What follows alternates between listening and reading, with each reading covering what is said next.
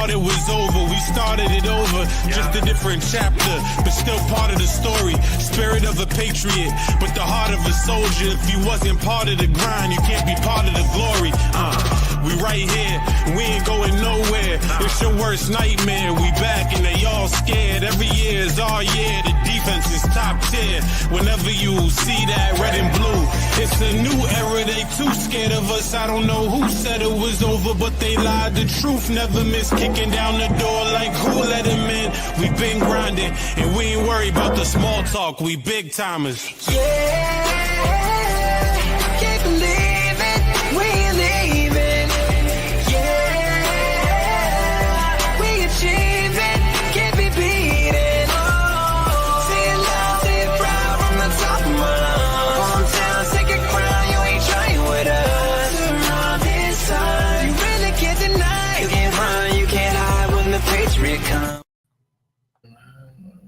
All right, everyone. Welcome to the Patriots Friday Night Lights podcast.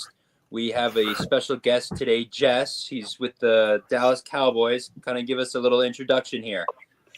Hey, guys. I'm a writer for bloggingtheboys.com and been covering the Cowboys in various ways. I've been around since early 90s as far as being a fan, and pretty much when there started to be a Cowboys online community, I was in it. So been doing this a while.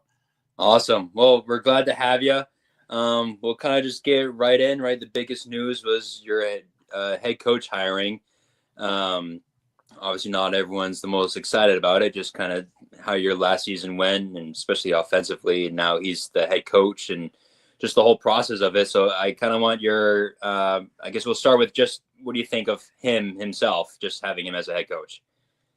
I was definitely not a fan of the move, mainly just because, and a lot of people have said this, but I just wasn't a fan of the process. Like it just felt like they didn't really go after anyone of consequence, and it's almost like they just like, yeah, sure, let's let him be the head coach. That's really what it felt like. Yeah. And like you said, it wasn't like the last few years on offense have been that great. Granted, in 2023, I think Dallas had a top 5, maybe even top 3 offense in the regular season, but, still got punked by Green Bay in the playoffs. So,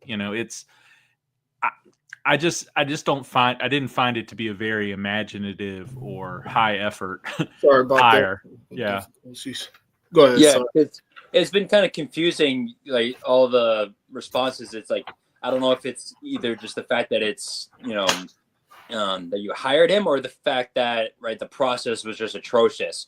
So I was kind of curious at like what seems to be kind of the worst part, because, right, with Mike McCarthy, you guys made it seem like you were to stick with him, and then you couldn't let him take any head coaching interviews, and then, right, there's like the whole thing with like Bill Belichick or whatever, which was kind of all rumors. But then, right, you fire him after everyone's already hired their head coaches, and then now you're kind of just hiring within.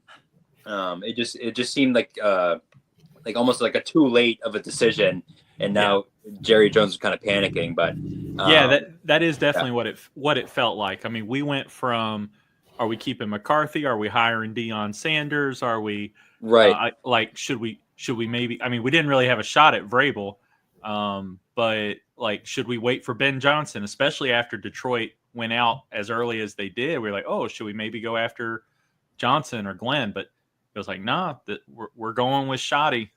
So, yeah. Okay. So what do you think is the next move then? Like, what do you think he's going to kind of bring to the table? Because I really don't know anything about him. Just, right, he's been an offensive coordinator for so long. Yeah, he's interesting. Watching his introductory press conference and just knowing a little bit, when you look at his history, growing up in football the way he did with his dad, like, he reminds me of Jason Garrett.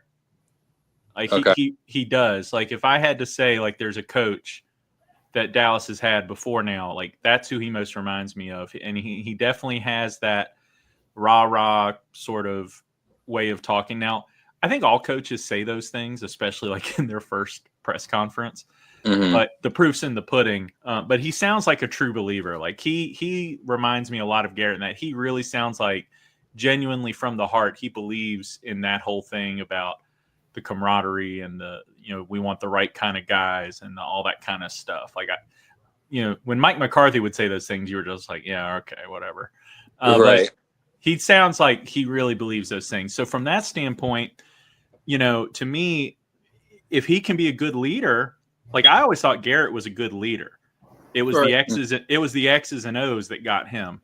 And that's what I worry about with Schottenheimer. He's had almost 30 years to prove that he was good with the X's and O's. And we haven't ever really seen that. Like he has never been the hottest offensive coordinator in the league. And I don't see that happening now at 51. And he's been with 9 different franchises. There's just, when you have a guy with that last name, with that many years in coaching, if that match didn't catch fire by now, it's hard to imagine that it will. I get completely that. Like me, I'm the type, I'm very open-minded when it comes to things like this, because it's easy to sit here and, beat down on a guy that, because he's an unknown. Like I feel like, the criticism that came towards Dallas is more so maybe from Jerry Jones's comments, going all the way back to the Derrick Henry comments, to the way that, the holding out of the players and paying the players, because at the end of the day, we really don't know what he can be as a head coach. I referenced a few things to look back on. I remember reading something where Lawrence Taylor said he was upset when Belichick was named the defensive coordinator of the Giants, but then Parcells had to pull him to the side and tell him, hey, all these defenses we've been running that have been designed, the special teams coordinator been the one doing it, which was Bill at the time. So who knows what it can turn out to be, because I know for sure, you can even go back and look it up, when Patrick Mahomes was taken, it wasn't a good knock on him. There was guys, why are you drafting him this early if he's a year or two away? And, this a project player, this, that, and the third. And now he's spoken about as being the greatest quarterback, arguably in some people's conversation, that he's coming up in that Brady atmosphere. So, yeah, and the Lions got dragged for Dan Campbell when they hired him. Right. And so, and that's just the thing. It's like some of these guys, they're going to wow you with the way that they can talk, and they sound like they're going to be motivators and leaders. But you've got your Dan Campbells, and then you've got your Mike Singletaries, who are all talk. So it's just a matter of what is this guy? And the key thing is he's getting a chance to prove it, and I'm happy for him. I mean, it seems like everyone genuinely likes him. It seems like he's a good dude, but he's still got to deal with the Dallas front office, and I think that hamstrings just about everybody these days. Yeah, that was my next question. Go ahead, Brent. Right. Yeah, I was just going to kind of get into like where everyone seems like we were talking about Garrett earlier, that right Jerry Jones is kind of going for the guys that are going to listen to Jerry. Easily controlled. I don't know if you knew anything about how Schottenheimer is with Jerry, just like because right there everyone's saying that like they don't want to hire the super alpha guy that's going to make his own decisions and kind of run the show, where Jerry just wants someone that's kind of like a yes man. Yeah, I mean, we've been paying for 30 years for what happened between Jimmy Johnson and Jerry Jones, and that's not going to change until someone passes away, probably. But the truth is, yeah, I mean, we don't know. Like, the thing that I liked about Garrett, and Garrett had his flaws, but the thing I liked about Garrett is he seemed to have a way to do things the way he wanted to do them and make Jerry feel like he was part of the decision, or like, and I don't know, it's just interesting. Like, the Cowboys definitely shifted under Garrett, so you could see that he had control and he had influence. He wasn't a yes man, but he just had a way of being diplomatic probably with Jerry that other coaches haven't. Like, I think that's where Mike McCarthy struggled. I think he came in with his one Super Bowl ring and probably thought he was hot stuff. But, yeah, I mean, I do think that part of the Schottenheimer move is this is a guy that Jerry thinks he can get along with that won't bruise his ego. The question will be, Ken Schottenheimer do things that he wants to do without bruising that ego. And I mean, there was already something they said in the press conference about that there were times during the last few years with McCarthy that Schottenheimer was biting his lip, like not wanting to rock the boat, didn't agree with things McCarthy was doing, apparently, at times. Okay. So that's going to be interesting. Like, I'm curious to see, like, what does that mean? What's that going to look like on the field? That's what I was going to get into, because it's like, see, with the moniker being America's team, I feel like Dallas is judged off of that rather than, because to be completely honest, it's funny how the narrative changed with like a lot of these like big profile media people, because we were just talking about Dallas being, what was it, like a year or two ago? They had the they were top 3 in roster talent or something like that. I mean, the players are there. So a down year like this, yeah, the quarterback got hurt and everything. So a down year like this could net Dallas where you could be in a position where you can get another good player on an already roster that may be ready to compete next year. So I feel like they're being judged off of just them being in that spotlight, because like I said, the last couple of years, I mean, 12 win seasons, what was it, 2-3 seasons in a row? 3 in a row. 12 wins. It's like, you know, shit, I would love to be in that position right now, being a Patriots fan. I would love to. But I just feel like that conversation has got completely louder now that the Commanders has made the NFC Championship and the Eagles have been to 3 Super Bowls since 2017. Yeah. And, you know, going back, if you want to look at the times the Giants went, I feel like that's where the conversation is getting a little louder.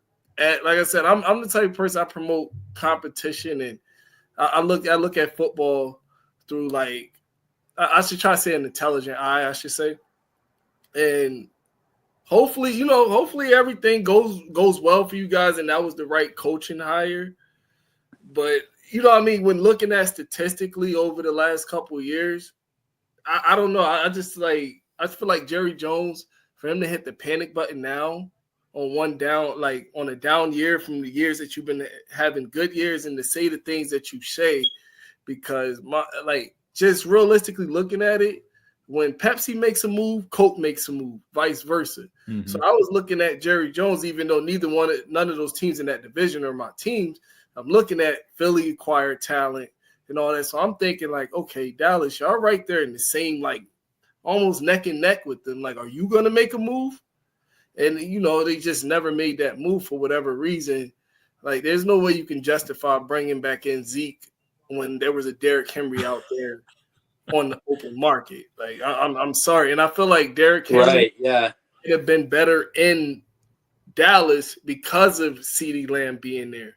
Where, yeah, Lamar is very spectacular, but his wide receiving threats, I don't feel like none of them even command the same type of attention that a CeeDee Lamb would in the passing game, versus when you also have a running back there that can hold his own as well. So I don't know. Like, it may be time for Jerry Jones to take a step back. Will he? Yeah, no, he won't. Yeah. The thing is, it's such a funny conversation that I've been having now, I feel like for 20 plus years, is it seems like all the time people are saying Dallas has so much talent, but then they turn around and say Jerry Jones does a bad job as a GM. It's like, well, which is it? Yeah, I don't think. Yeah, you know, it's kind of like he must be a pretty good GM if we always have all this talent. I think a lot of times the problem has been we are never at the forefront with coaches. It seems like we are always with the retreads, with the friends of the family, the guys I've always worked with kind of guys. Like, that's who we always end up with. Like, we have never had a Ben Johnson. I mean, I think there was a time that we were thinking Kellen Moore might be that kind of offensive mind, but you know, they dumped him to keep McCarthy, and look how that's worked out. I mean, the amazing thing to me is, if we had just kept Dan Quinn and kept Kellen Moore as the offensive coordinator, where would we be right now? I think we'd be in a better place. Yeah. So I think Dallas is just, and that's what's been so maddening over the last few decades is if they're close, they get close. It's not like they've been a bottom feeder for 25 years. They keep getting close. But yeah, you guys are in the spot that we were in like the early 2000s, like the post dynasty trying to figure it out period. I know what that feels like. I know that's not fun, but you've all had a lot of fun for a while. Yeah, and that's why I take it on the chin. I take it on the chin. Like I said, this is football, and considering that that 20-year stretch that we were on, and I'm just throw this in there real quick, just because I've been having this. Patrick Mahomes is very great, but to do it for 20 years, it's gonna. Yeah, I get it. It took time, another 10 years to win the next 3, but legacies aren't meant to be written the same. So I'm gonna just say I'll stand on this side of Mahomes. Got the talent. I'll give him that. He has talent that Tom never had, but Tom, I don't know, man. Tom was an eraser. But just to go back to it, we just being good for that long over that period of time. I think our highest pick in that time span until Belichick was fired, we might have picked what was it, 18th in 2018? What 21st, I think. That's when we got Sony Michel. Was he the 21st pick? Yeah, he was in the 20s. I know that. Yeah, we didn't really have like a lot of those high end like picks where picking at the bottom of the draft. Like I tell people, you're gonna find some guys, but sometimes you get in the 5th, 6th, sometimes the 7th, maybe best guy at his position. Or when you're in a position like the Patriots or the Chiefs are, they can take swings at the end of the draft, and if it doesn't work out, they can kind of sweep it under the rug and move on about it. Because Kansas City, they drafted well, but also remember, I think they took a defensive end in the first round a couple years ago and haven't really heard much from him yet. But it's not going to cause any concern now because they're still in the Super Bowl. Yeah, they still have Patrick Mahomes, so nothing's going to change. And that kind of leads into my thing about the Jerry Jones when they're saying that he's a bad GM. Since I've been reading this book called Crunching Numbers, trying to understand like the financial side of the NFL, salary caps and everything. So the general manager, it goes like, they're also the money manager too. So the scouting part and the bringing in the talent, that's one part of it. I think where Jerry Jones is getting himself messed up, and this is just my opinion, because he's emotionally invested into how his money is divvied out. Like his players that he bring in, like everybody said, those are his darlings. Zeke Elliott, nobody in their right mind would have brought back Zeke Elliott like that. But Jerry did because that was a player that he brought in. He has that type of love and respect for him.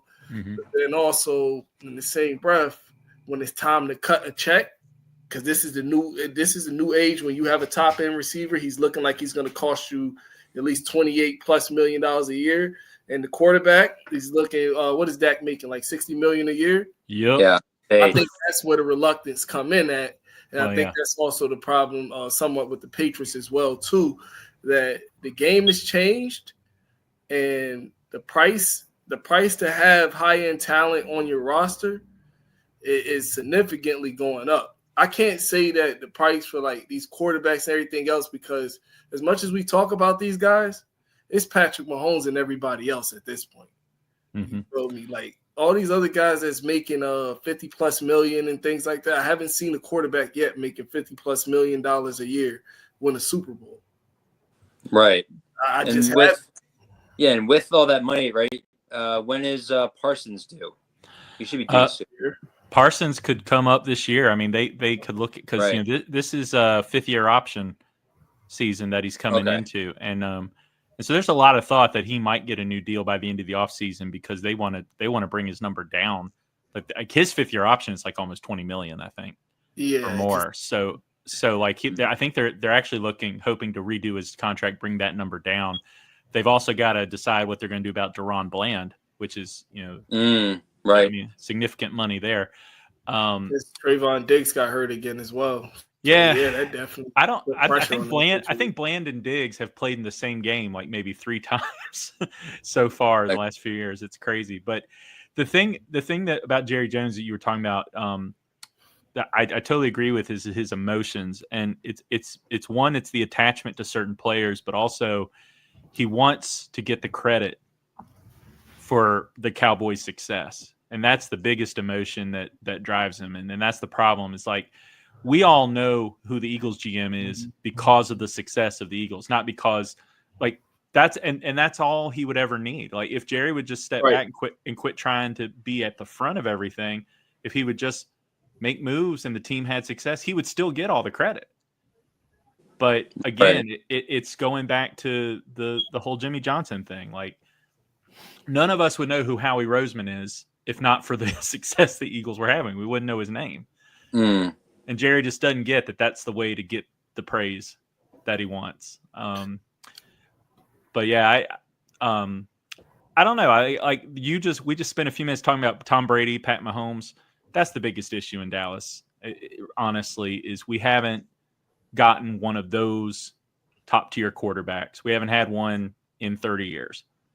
And things have to go really, really well, almost perfect, for you to win a Super Bowl with a Tony Romo or a Dak Prescott. And we haven't had that. We just haven't. So, and that's the problem is you got to have an excellent GM. You got to have excellent coaches to win with those guys. And we haven't. Yeah, and I feel like, honestly, with Dak, I like Dak. I like him. I liked him since college. And considering that he came out in the 4th round, and you can make the argument between him and Jared Goff, but it's looking like he's arguably probably the best quarterback to come out of that 2016 draft, and he was the 4th round pick. Not Carson Wentz, you sure? No.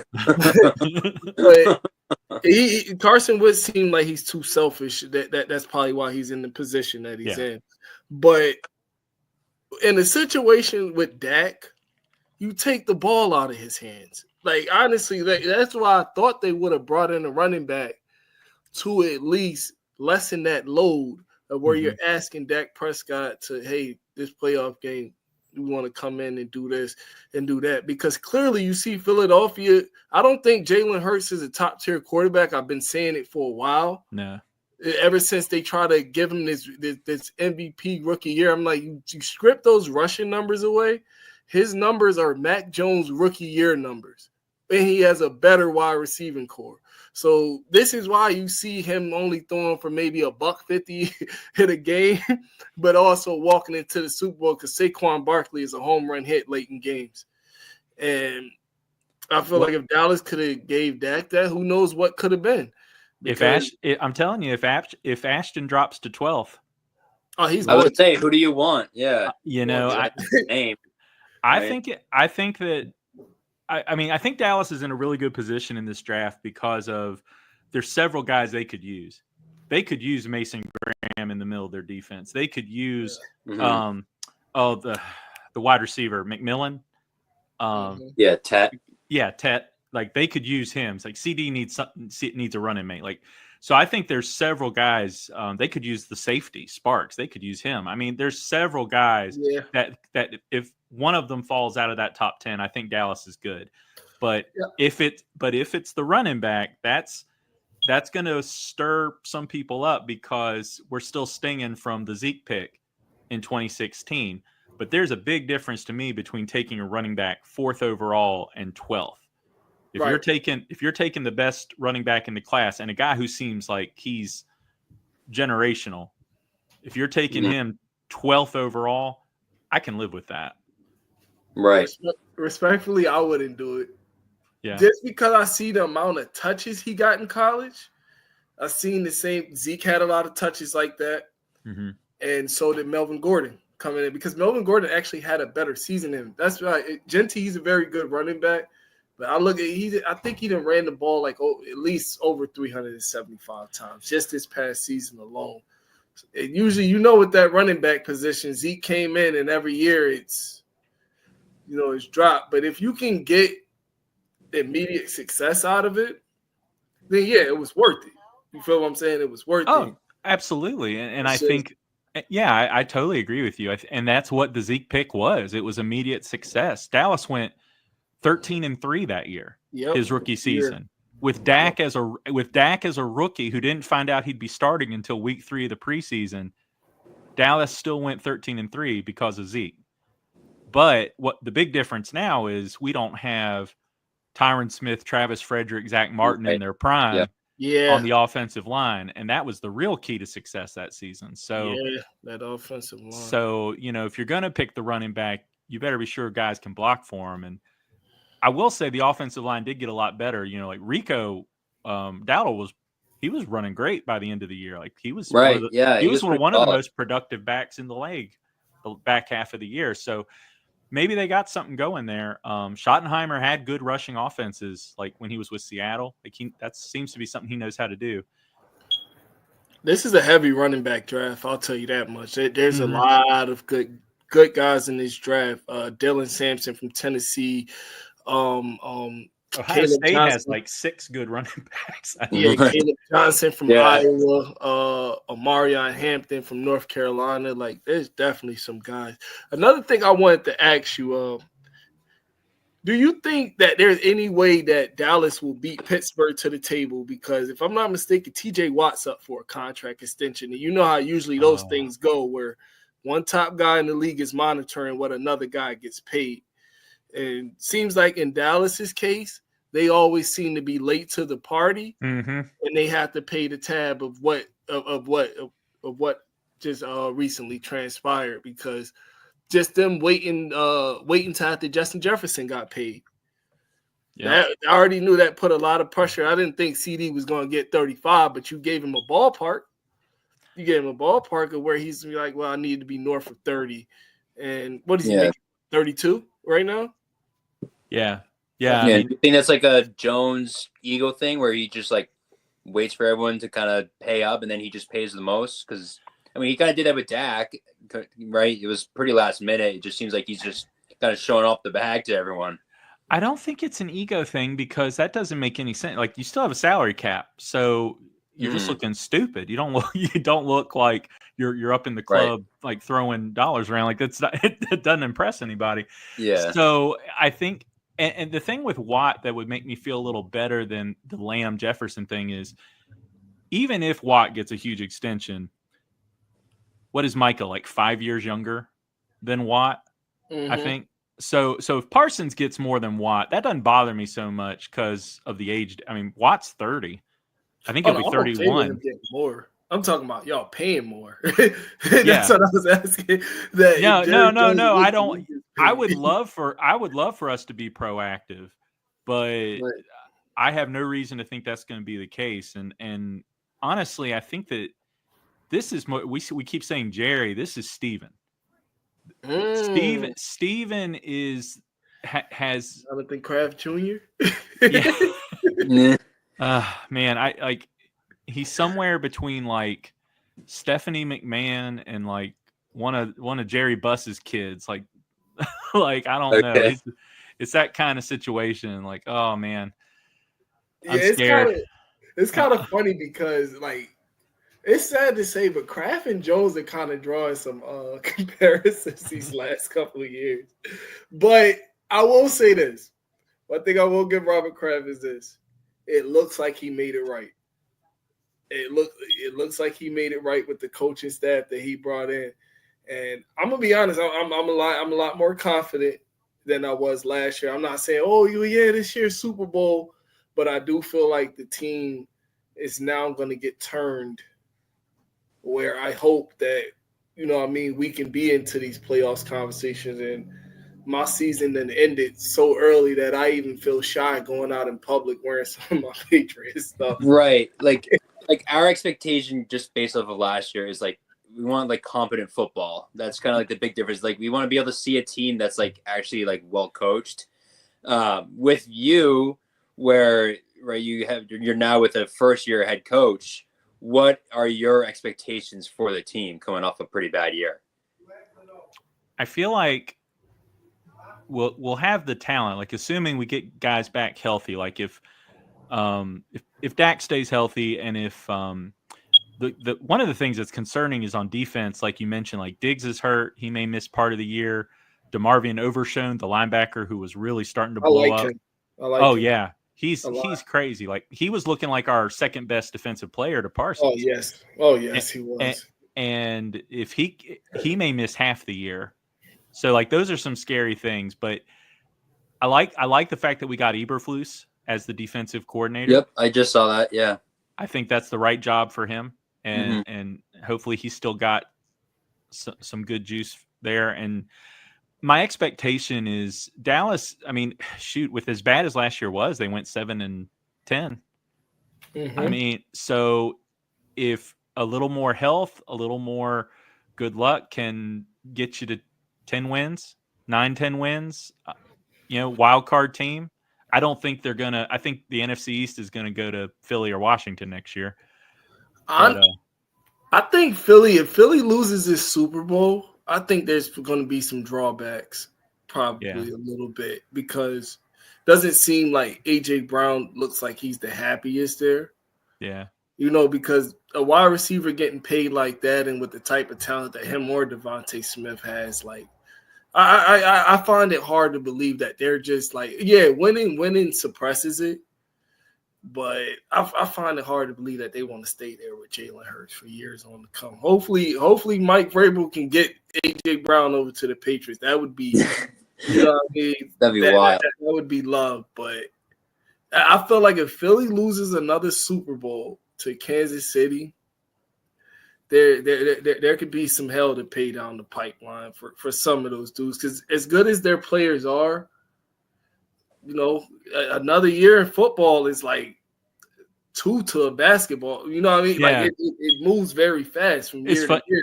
It's funny you said, it's funny you said basketball because I was thinking like, it's okay. It gets frustrating, but it's like if you're the, like think about like the Houston Rockets in the 90s. Like you had to wait until Jordan stepped out for a little while, but then you got to win yours. Right. So it's like if the Eagles keep it going for at least 1 more year, 2 more years, that Chiefs thing can't keep going the way it has. Like they're going to have a come down for a little while. I don't know. And then there's like the year 2 factor with Jaden Daniels too. Like I wonder how that's going to go for Washington. I think he's scary. Like but to say he must be terrifying to watch as a Cowboys fan. He is. Like I see that guy and I'm like, we're dealing with that for the next 10 years. But I said the same thing about Carson Wentz his rookie year. I said the same thing about RG3 his rookie year. I said, we said the same thing about Jalen Hurts. And I'm not afraid of Jalen Hurts. I wasn't. Yeah, I mean, and I live an hour outside of Philly, so imagine, you know what I mean, the conversation that I had to have. Like I told him, like, he's good, but I never. Honestly, you can go back and look at this in college too. When he gets blitzed or anything like that, he can't read a defense, which is why Tua took his job in the middle of that Georgia game. If you go back and look at that national championship, Jalen Hurts has been like that. That's been his forte. He's a runner. You know what I mean? Yeah, his passing has gotten a little bit better, but I think if you can get them in a situation where they have to pass 30 to 40 times a game, you may beat them because he can't run right now. Yeah. Like we saw that last week. He can't run right now. So the thing with the Chiefs is they're out coaching teams. It's just simple as that. Like if you look at what they got going on in the AFC West, they got the older coaches over there. Why? Because you would need an older coach to understand to at least try to even approach an Andy Reid. That's why they got Pete Carroll in Las Vegas. You got Sean Payton in Denver, and you also got Jim Harbaugh over there in LA. I feel like with the Chiefs, they're going to come down when somebody stops making the stupid mistakes and understand that you can't give Kansas City all these extra possessions. So I don't think trying to come out and get into a scoring match with them, I don't think that'll work too much because look how it's worked out for Buffalo in the playoffs. For some reason, they can't close the game out. I feel like that's coaching. 4 times and 4 losses, they can't close them out. It is. And McDermott is a Mike McCarthy. He's like he's that tier, those are the guys like you said, like Andy Reid is when Belichick left, Andy Reid was like alone on a tier of coaches in the NFL. It's just him.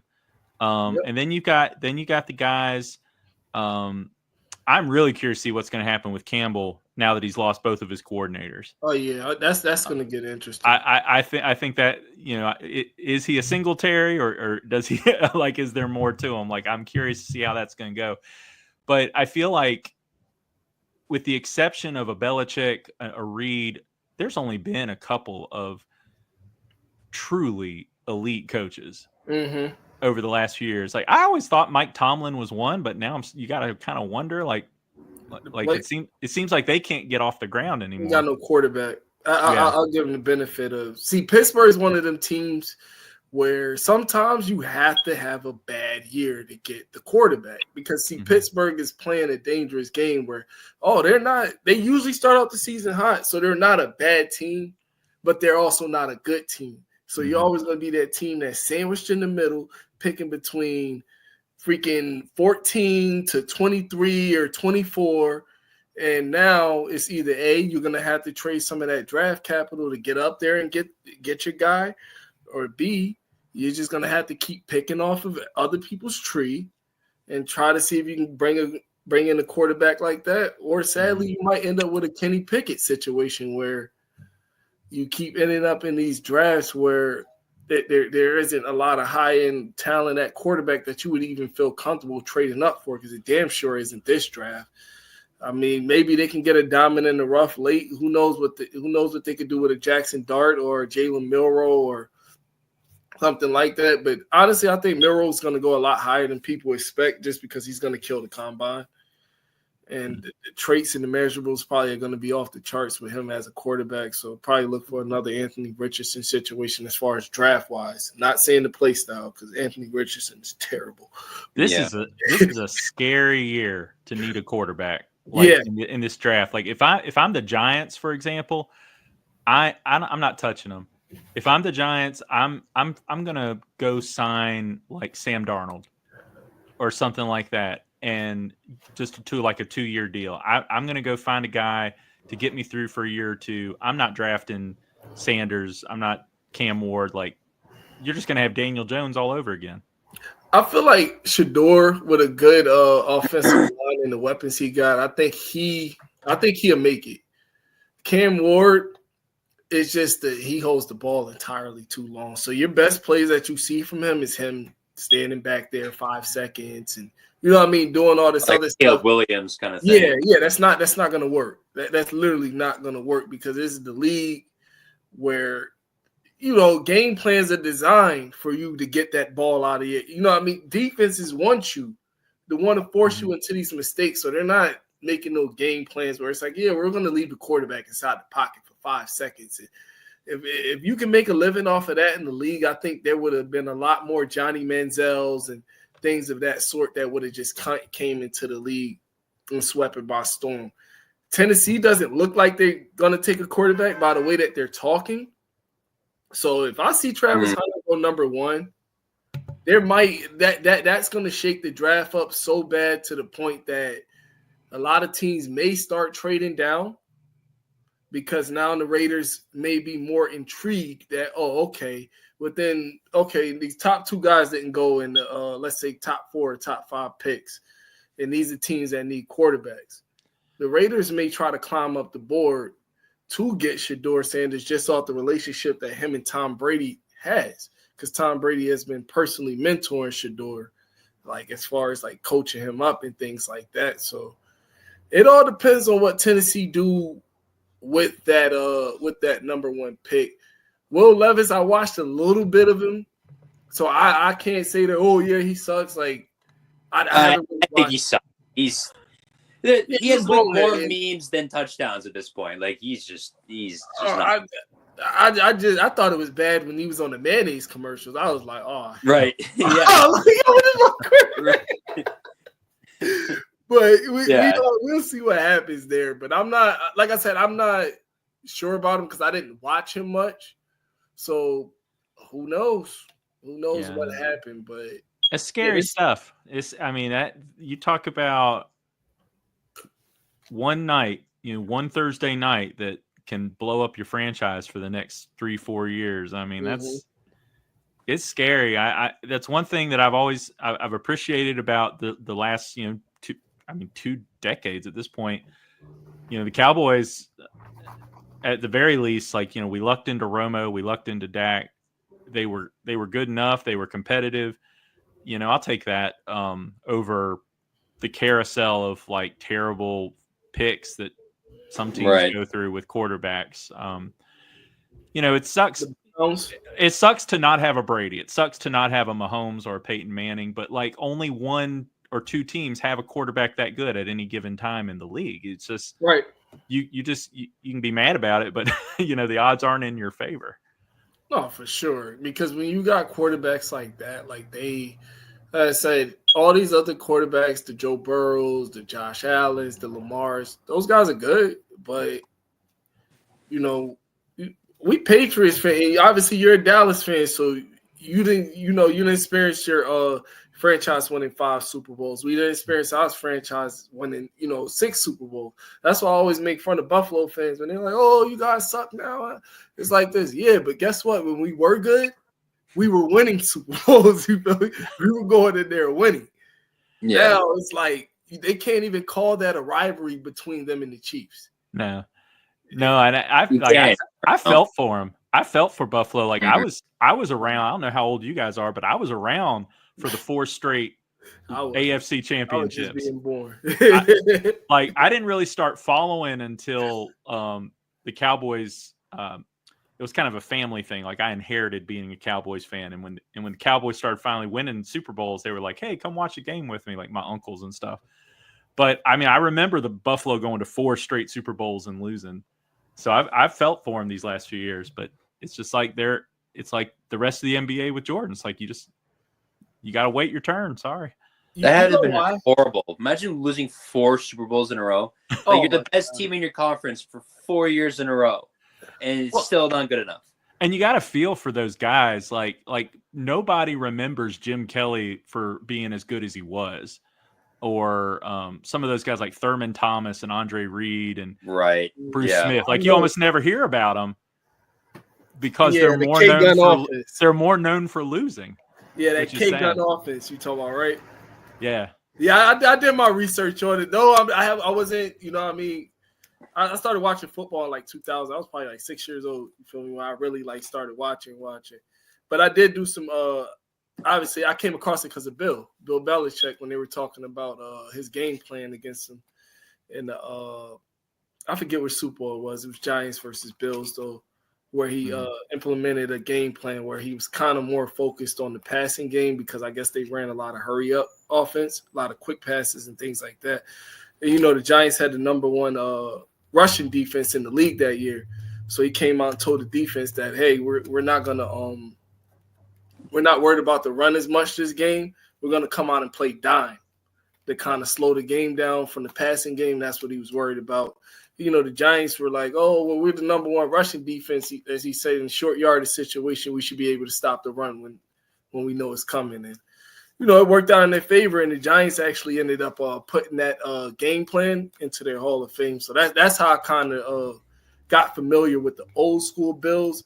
But these days, I'm going to be honest with you, I don't feel bad with them. Why? Because it's Buffalo. And 2, like I tell everybody, like, yo, how many excuses we going to make, Josh Allen, he's a very, very, very transcending, very great player. But all these, like, I feel like it's too many apologies for him when he gets to the playoff. Like, just like when he lost that game in the divisional round. Oh, well, Buffalo didn't win because Mahomes got a chance to touch the ball. Like, I don't want to hear that. And then they made a whole freaking rule change in the playoffs now that both teams get to touch the ball if the other one goes on and score. We wasn't hearing that when Tom Brady beat the Falcons in overtime and he came back down 25. There was plenty of games that went to overtime in the playoffs that it wasn't a rule change for. But the fact that Josh Allen never got a chance to touch the ball versus the Kansas City Chiefs in overtime, there was a rule change put in. And like I tell everybody, what was more impressive? Mahomes going down the field on the number 1 defense in the league that year because they didn't look number 1. Or you guys like with Kansas City, what were they, ranked 15? Yeah. Josh Allen ran ramp shot on them, but we're not going to forget that the Buffalo did have the number 1 defense in the league that year, and they lost. So that's really my main problem with it, where it's like, oh, just like the fourth down.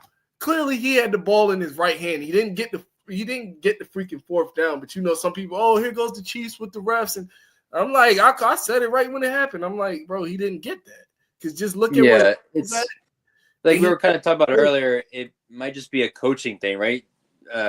Where you were kind of saying McDermott and Garrett are kind of similar, where like the Chiefs are the best coached team in the NFL. It's like not even close, right? If you make a mistake, they're gonna pounce on it. They are prepared for every single situation. McDermott is just not a good enough coach in these big games, clearly, right? Yeah. Just kind of like how McCarthy, right, when it comes to playoffs, he gets smoked, and right, the Bills and Cowboys in a way are kind of similar with their coaching, where it's just not good enough, even though they are good, right? I mean, I think you could say that about most NFL teams. Like that's the thing. Right. It's like you have those guys. Like I would only want. I mean, there's only a couple guys. Like one guy I didn't mention before, Sean Payton. Like I think like he's on that short list of like if I could handpick the coach for my team out of who's currently in the league, it would pretty much be Andy Reid, Sean Payton, maybe Tomlin, and then there's a whole bunch of other guys. Yeah, they're the only Super Bowl winner coaches, right? Well, Mike McCarthy's not right now. Mike McCarthy. I'm sorry, I've gotten killed for saying this before, but if you only win one Super Bowl with Aaron Rodgers, you are not a good coach. Like you're not that good a coach. Like how long they were together. Look at him though. Say what? Aaron Rodgers is an asshole. Well, and I feel like and I'm being so serious. I feel like that's what held them back was Aaron Rodgers and his arrogance. Because Mike McCarthy's last year in Green Bay, I did hear that Mike McCarthy would call a play, Aaron would go to the huddle, and he would change it. I don't know what happened in the time in between those years and everything else, but Aaron Rodgers, he's also isn't the same person in the playoffs because the year Tom Brady won his first year in Tampa Bay, Tom threw 3 picks in a row in the second half of that game. Aaron Rodgers was supposed to blow the doors off of him. Well, I'm not allowed to say anything bad about Aaron Rodgers because he smoked Dallas year after year after year. I know who Daddy is. Like I said, I'll give him his credit. He's a very great player, but his attitude, I feel like you're right. I mean, that's the difference between the winning quarterbacks and the guys that are just, like the Aaron Rodgers of the world, like where they would compare him to Tom and Peyton Manning going to different teams. I'm like, it's not. Tom and Peyton were just two different types of leaders. Mm-hmm. I don't feel like it's an apples to apples thing, but you could be, like I said, two things can be true in this situation. Like Mike McCarthy, I don't really, I mean, I see him on TV. I don't really know much about him, but he's just like, I never watched a game in 5 years and thought, wow, we're really getting coached up right now by that guy. Like, it was always that whole saying about greater than the sum of their parts. Like, I never saw that from a McCarthy Cowboys team. We were as good as the talent. And now when Dan Quinn came along, the defense started looking really good, but the offense never looked good. And it's been interesting because, of course, we've now had 2 more years of Kellen Moore coaching at other teams to see what he could do offensively. He obviously did not have a good time with the Chargers. But like what he's doing with Philly, like he's really adapted to the personnel he has there. He's made that work. And that's what McCarthy just never seemed to do, was just he was always trying to fit square pegs into round holes. Like Brandon Cooks, Brandon Cooks hasn't looked comfortable the entire time he's been in Dallas. Like every now and then he'll make a catch because he gets open. He's a good player, but I mean, I've never seen him look like a good fit ever. And you just haven't seen McCarthy elevate anyone. Like CeeDee Lamb's going to be a boss on any team for any offense. He's that good. Yeah. But no, that's it. It's like McCarthy's just kind of a guy, and he's good enough to win a bunch of regular season games and then get shown up in the playoffs. It's what he's done his whole career, pretty much. Yeah, CD is going to be CD because, like I told people, even when you look back in college, now wide receiver to me, one that you can tell that is truly great is when his numbers don't suffer no matter who's the quarterback. CD Lamb had Baker Mayfield, Kyler Murray, and Jalen Hurts in college. His numbers never dipped. And look at last year when Cooper Rush was the quarterback. CD was still CD. Yeah, CD still CD. That's what I'm saying. Now that's a wide receiver right there that I can tip my hat to all day long because he get his out the mud and you know what I mean. He doesn't really. There's not an excuse, so to speak, why he's not like getting 1,000 yards or whatever the case may be. So I feel like I said, like you guys definitely got the pieces in place, and when you got a player like Micah Parsons that makes the type of plays that he can. And like I said, Overshown, anytime I did watch a Dallas game, I had loved watching him. Because I'm like, damn, I did like him coming out the draft.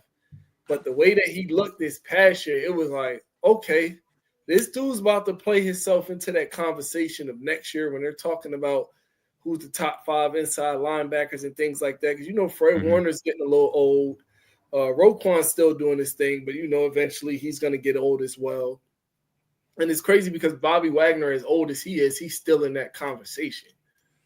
But I thought Overshown could probably, you know, climb up in there. It's interesting to see the scheme change from Mike Zimmer to Matt Eberflus.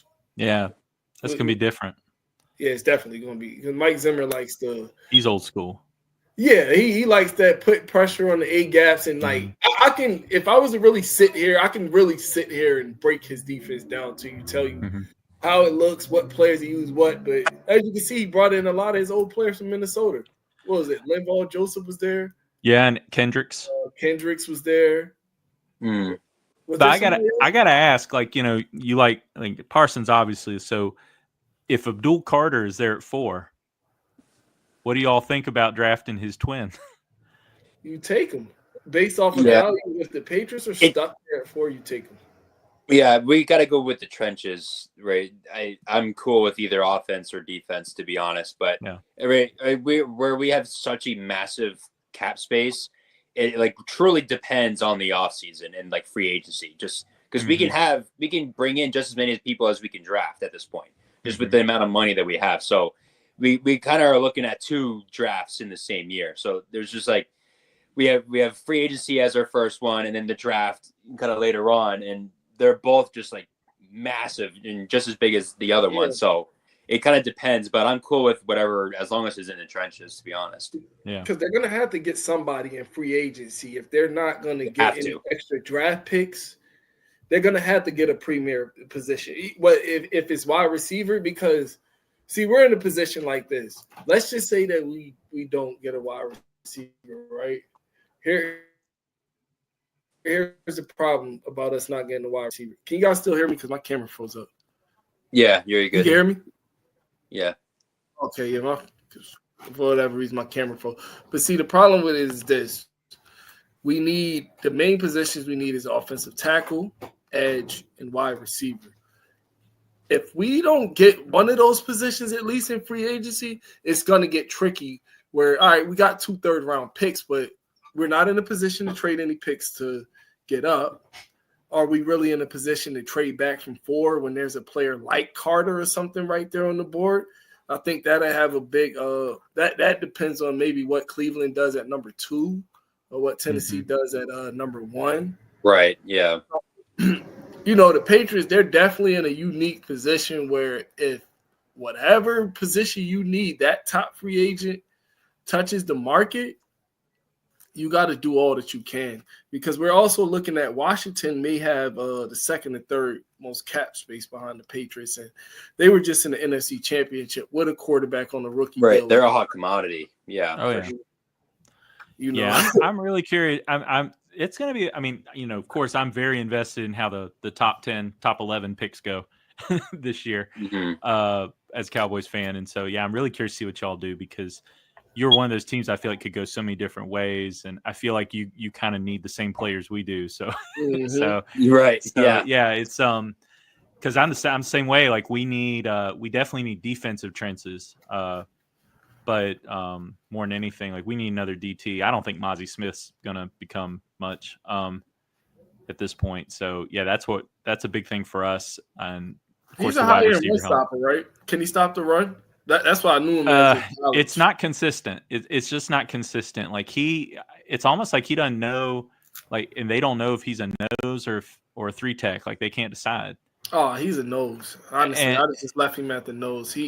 But he gets bullied. Like he gets bullied too much. Like you see, it just doesn't seem like he's dominant in that role. But third year coming up, we'll see. The problem with him coming out the draft, I think they was always talking about his work ethic. So that could be it too. But like you said, a new scheme change. We see a lot of things when the scheme change comes in, and like Matt Eberflus, for all that he wasn't as a defensive coordinator when he was with me as a head coach when he was with Chicago, their defense definitely played up to a standard that was okay. The Chicago Bears definitely got a good defense over there. So, hopefully this guy can come in and turn that defense around the way that Dan Quinn was. I do want to see another year from Dan Quinn as a head coach, because then you may have to start putting him in that McVay type of conversation or things like that, because he's already been to a Super Bowl. He went back to NFC Championship. He had that Falcon team playing. We'll see what happens now with the Washington Commanders, but Dan Quinn probably was the biggest out of all of this. I think keeping Mike McCarthy and letting Dan Quinn walk out that door was the worst thing you could have did. It's almost equivalent to what the Giants did with Saquon Barkley. I don't disagree in the slightest. I mean, I wanted McCarthy gone a year ago. After that playoff loss to Green Bay, I was like, okay, obviously this ain't it. Yeah. I mean, I was always a guy that said he was not any better than Jason Garrett. Like when we first hired him in 2020, I was like, this is just another coach on the same tier as Garrett. I know he's got that one Super Bowl. I think he had a better quarterback and better pieces to work with than Garrett ever did. And so yeah, he got a ring out of it. Great. But all in all, they're the same old Cowboys, same old mistakes, same old penalties, same old kind of unimaginative play calling. The team hasn't felt any different under him. So it was just like, yeah, I was ready for him to go. I thought Quinn had at least the right leadership kind of mentality, the personality to get guys fired up, to kind of drown out some of the noise of being with the Cowboys. I think a coach has to have that, like, to just like that was. That was one of the things I loved. This is going to probably, be past some of y'all, but like when Parcells was the coach, I love the Parcells era in Dallas because coaches are usually good. Yeah, because he was just such a strong personality that it was like it wasn't about the Cowboys; it was about Bill Parcells' Cowboys. Like he had this identity that just resonated through the team. Probably why he didn't last long because Jerry Jones didn't like that. Right? Yeah. But that's what him and Kraft fell out too. That's how Parcells played a big part into the Patriots' history. Mm-hmm. When I don't know if you know Brendan, but he tried to nix the Patriots interview of Belichick. He was a big reason why Belichick didn't come to the Patriots in the first place, because he never told him about the interview that the Patriots wanted to have with him, obviously because Bill was previously the defensive coordinator there. Parcells was the head coach, but they were at the Jets. Parcells, that's where Bill Parcells and Bill Belichick kind of fell out at, was him not notifying Bill, because Parcells tried to hurry up and like quit the Jets job because he's been telling Bill for years, same thing kind of that was going on with Bill and McDaniels. Oh, okay, well, yeah, when I leave this whole ship's yours, I'm out of the door soon. So he kept promising Bill that, and when he found out that when the Patriots, was it Pete Carroll they let go?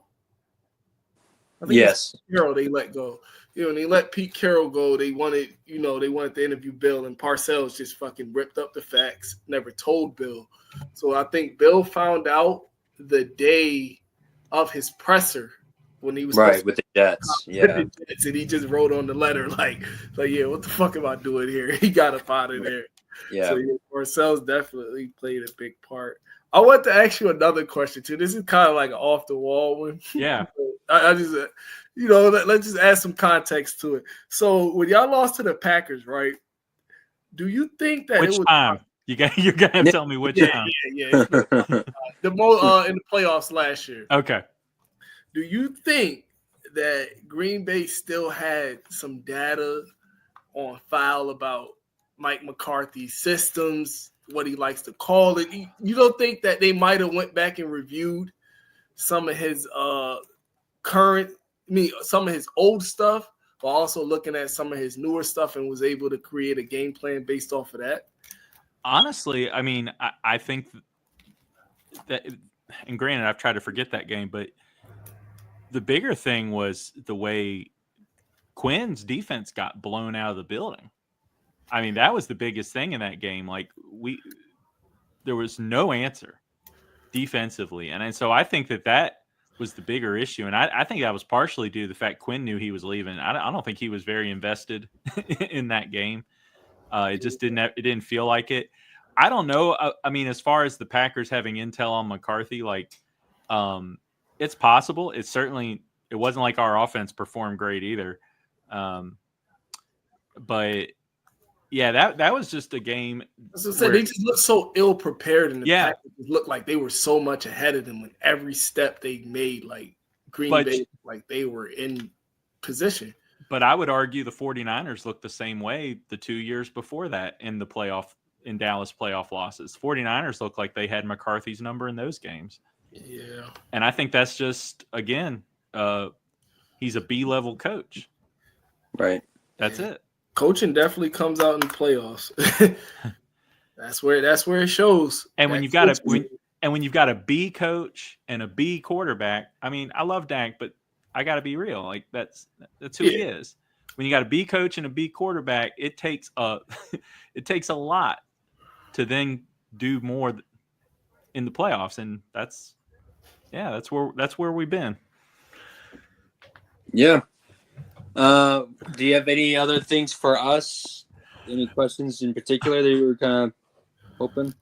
No, I thought this was great. I was going to say, it just hit me like how spoiled you guys have been. You went from Pete Carroll to Bill Parcells to Bill Belichick. Yep. I'm like, good grief. Mm-hmm. I would have loved one of those guys. I got a little bit of Parcells, but not enough. But no, this was really cool. Appearances, most in the league. Yeah, I do have a bone to pick with you all though. All right. Okay. Coming on a Patriots podcast, I was like, we did a pretty good job through the years of convincing people that Eli Manning wasn't good. And then you all came along and gave him 2 rings. Yeah. It should not be in the Hall of Fame. Those 2 rings were ridiculous. Those should have never happened. The helmet catch? Come on, man. Bill dialed up the best play. They literally had Eli by the shoulders, the head, everything, and his ass got out of it. And if he goes in the Hall of Fame, it's the new Pro Bowl. I swear to God, like this is a joke. There's no way that he should be in the Hall of Fame. 50% win rate, ridiculous. There is just nothing funnier in like the history of football than Tom Brady losing 2 Super Bowls to Eli Manning. Like that. What I think? It's so crazy.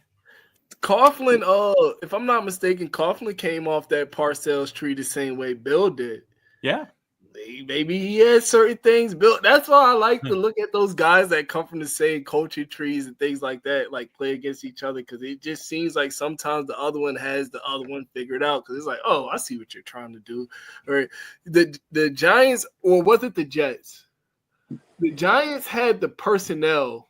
I should say, matching up personnel-wise, they had the personnel to beat a team like the Patriots, because the Patriots we were always smarter than a lot of people. You feel me? Like we were out coaching a lot of people, because you can't say like athletically we had a lot of teams beat in that regard, because Atlanta was showing that early in the game when we played them in the Super Bowl that athletically we weren't even in the same fucking stratosphere as them.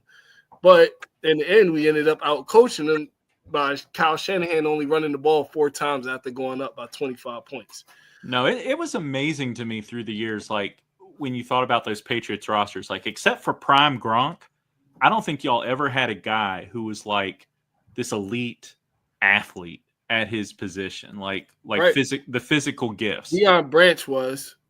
I mean, there were a few here and there, but it was so rare. It was like your guys were it was always the smartest players, like Vrabel and Ninkovich and some of those guys. Like they were all brains. Rod Mayo.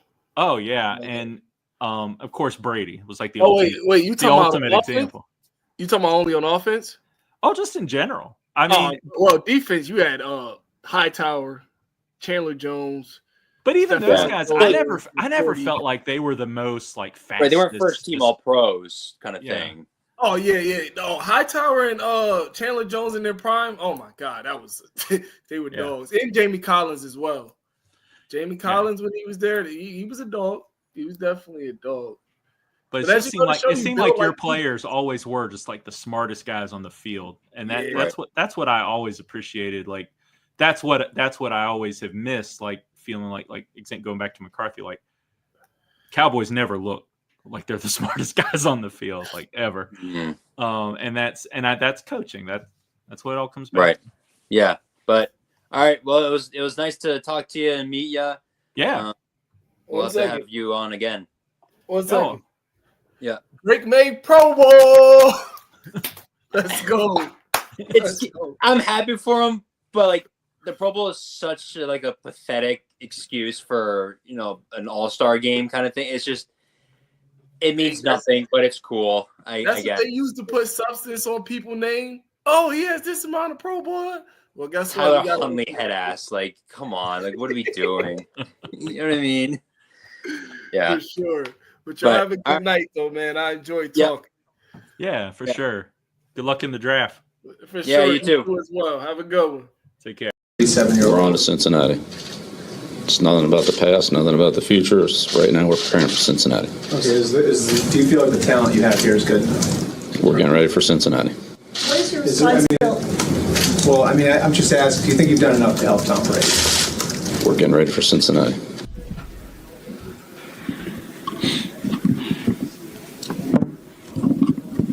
Stupid thing.